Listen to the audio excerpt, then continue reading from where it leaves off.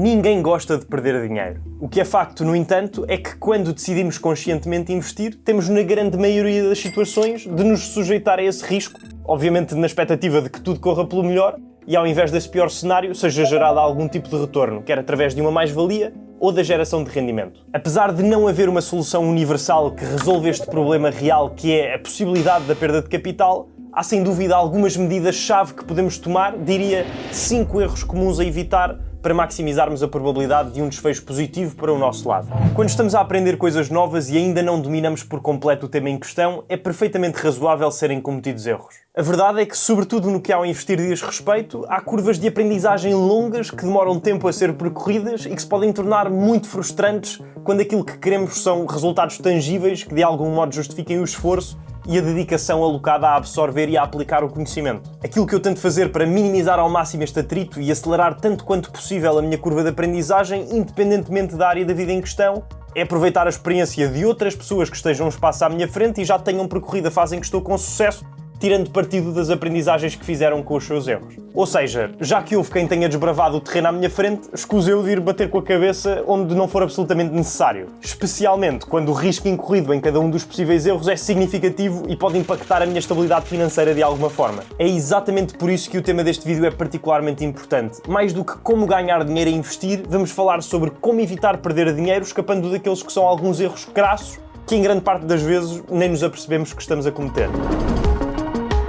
Definir uma estratégia para atingir qualquer que seja o objetivo que temos em mente é crucial para garantir que existe um percurso bem delineado a seguir. Esta abordagem planeada e bem pensada tem uma série de benefícios que pode fazer a diferença entre o sucesso e o caos. Dá-nos direção, ajuda-nos a manter o foco, auxilia a tomada de decisões pelo caminho, permite que otimizemos os nossos recursos, principalmente o tempo, que mensuremos os nossos resultados para analisarmos se o progresso está a acontecer em linha com o previsto, e ajuda-nos a mitigar os riscos através da sua identificação com antecedência, permitindo a definição de um plano de contingência que nos permita uma melhor gestão dos mesmos. Isto aplica-se quer se trate da construção de uma carreira, de tarefas mundanas do dia-a-dia, de idas ao supermercado ou, naturalmente, de investir. Posto isto, o primeiro erro é precisamente não seguir uma estratégia de investimento adaptada à nossa realidade em particular. Para o fazermos e evitarmos ao máximo perder dinheiro, há 3 passos a seguir antes de sequer pensar em aplicar capital nas dezenas de possíveis classes de ativos que não compreendemos. O primeiro é definir o objetivo financeiro que dita o nosso comportamento. Queremos ter um rendimento adicional para a reforma?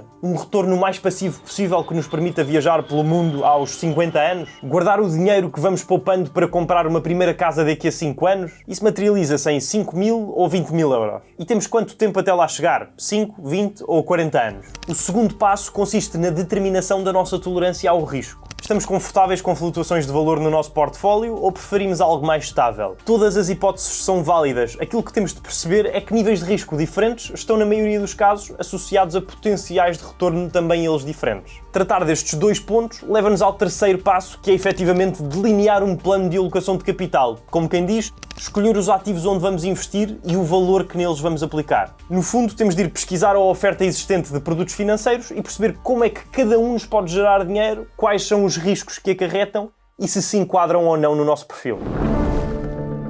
O segundo erro é não considerar os custos associados aos serviços prestados pelos intermediários financeiros, como os bancos tradicionais ou as corretoras online, que fazem a ponte entre nós e as bolsas de valor. Existem dezenas de taxas e comissões que nos podem ser cobradas e que uma grande parte de quem investe não sabe sequer que está a pagar ou, sabendo, não tem noção de quanto. A título de exemplo, só para termos noção do impacto que taxas e taxinhas podem ter no nosso bolso, segundo a SEC, a entidade que supervisiona e regula os mercados de valores mobiliários dos Estados Unidos, num investimento de 100 mil dólares podemos pagar 10 mil dólares ao longo de 20 anos se tivermos uma taxa de encargos anual de 0,5%, que à primeira vista até parece pouco. Nem consigo imaginar a perda de dinheiro em casos de custos mais elevados, nos 4 ou 5% ao ano, que os há especialmente em fundos de investimento ativamente geridos. Apesar de dar trabalho, aquilo que podemos fazer para evitar esta diminuição do nosso retorno desnecessariamente é ler os documentos oficiais das empresas de intermediação, fazer todas as perguntas a especialistas ou às próprias plataformas quando não percebemos alguma coisa,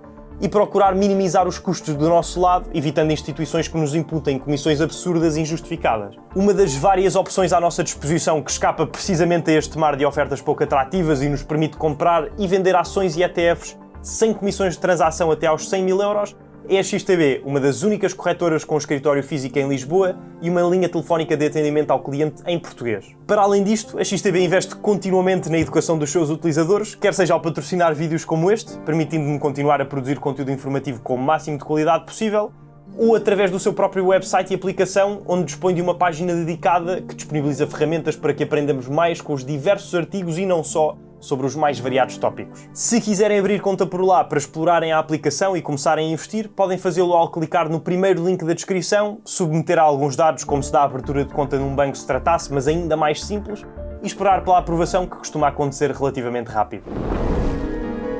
Analisar empresas pode ser um bicho de 7 cabeças. Há diversos conceitos complicados de perceber e muitas métricas financeiras que por defeito nos são pouco familiares. É ok sentirmos alguma frustração e demorarmos tempo até nos sentirmos confortáveis. O que não deve ser uma opção, no entanto, é desistir de compreender o mínimo e simplesmente copiar as transações ou aceitar cegamente recomendações de amigos, familiares ou desconhecidos, sem sabermos de todo o que estamos a fazer. É uma receita perfeita para o desastre, por mais ou menos credibilidade que atribuamos à pessoa ou à empresa em questão. Se não nos sentimos preparados para analisar corporações individualmente, mas ainda assim não quisermos ficar sem investir enquanto estamos a aprender, uma alternativa pode ser começar por ETFs. Naturalmente, não há soluções que se encaixem em todos os perfis de investimento e este produto financeiro, como qualquer outro, não deve ser interpretado como tal. Apesar disso, para quem fizer sentido, há uns em particular que replicam índices de mercado, como o S&P 500 e o MSCI World, que podem ser opções interessantes por representarem a performance da maior potência mundial, no caso do primeiro, ou da economia mundial no segundo. O primeiro índice representa 500 das maiores empresas cotadas nas bolsas americanas e o segundo mais de 1.500 corporações em 23 mercados desenvolvidos, incluindo o português. É importante esclarecer que não é possível investir diretamente nestes índices. Investe-se sim em fundos cotados em bolsa que replicam a sua constituição, como o VUSA para o S&P 500 e o IWDA para o MSCI World. A grande vantagem do investimento nestes e outros ETFs semelhantes é que, ao invés de comprarmos apenas um título de uma empresa na qual podemos ainda não estar muito confiantes, diversificamos o nosso portfólio a uma fração do custo e do esforço, investindo através de uma única participação em centenas ou milhares de empresas. Outro erro extremamente comum é estarmos constantemente à espera do momento ideal para comprar um ativo na tentativa de identificar o preço perfeito, uma atitude também conhecida por timing the market ou tentar prever o mercado. A consequência deste erro é simplesmente atrasarmos a criação do nosso portfólio e possivelmente deixarmos dinheiro em cima da mesa pelo caminho. Não digo que não seja uma preocupação natural. Aliás, quando estamos a comprar o nosso primeiro ativo cotado em bolsa, é normal que qualquer cêntimo de flutuação positiva ou negativa pareça muito significativo. Só que é importante conseguir ver a big picture para percebermos que, se a nossa perspectiva for uma de longo prazo, não são meia dúzia de tostões de desvalorização na primeira semana após a aquisição de uma primeira ação que vão fazer a diferença. Muitas vezes esta hesitação acontece por parecer imensamente complexo na prática este processo de investimento. Vamos então a um caso prático mais tangível, considerando a título de exemplo a Meta, para transmitir o quão simples é na verdade. Depois de fazermos a nossa própria pesquisa e de depositarmos dinheiro na nossa conta da XTB, abrimos a aplicação, clicamos na lupa no canto superior direito e escrevemos o nome Meta. Clicamos na opção que tem apenas STC de stock e a primeira coisa com que nos deparamos é o gráfico da evolução do preço. A nossa primeira impressão podia ser a observação que neste preciso momento a ação está a valorizar e que se tivéssemos comprado ontem tínhamos conseguido poupar uns euros. Então podíamos escolher fechar a aplicação, esperar mais um dia e vir verificar novamente o preço mais tarde. Mas se fizermos um zoom out e virmos as oscilações na última semana ou no último mês, podemos constatar que houve sempre dias com um preço superior, outros com um preço inferior, e isso não significa necessariamente que tenha existido uma variação do valor intrínseco da empresa tão notável. Um mecanismo que podemos adotar para evitar cair nesta armadilha do preço perfeito é a abordagem do Dollar Cost Averaging, que consiste no investimento de um montante fixo em intervalos de tempo regulares, independentemente do preço do ativo no determinado momento. Ou seja, decidimos o valor do nosso investimento e o dia em que queremos fazer o reforço, e à partida aquilo que vai acontecer é que uns meses, quando o preço está mais baixo, essa mesma quantia vai comprar uma posição maior, nos outros, quando acontece o contrário, uma menor. O balanço disto ao longo do tempo será um valor de compra médio que pode reduzir o impacto da volatilidade nas nossas aquisições, diminuir a nossa ansiedade, normalmente associada à tentativa de previsão do mercado, e dar-nos um empurrão para ser mantida a consistência da nossa aplicação de capital no longo prazo. Para avançar com a aquisição, selecionamos o número de ações a comprar ou o montante a aplicar, clicamos em comprar e confirmar a ordem de mercado.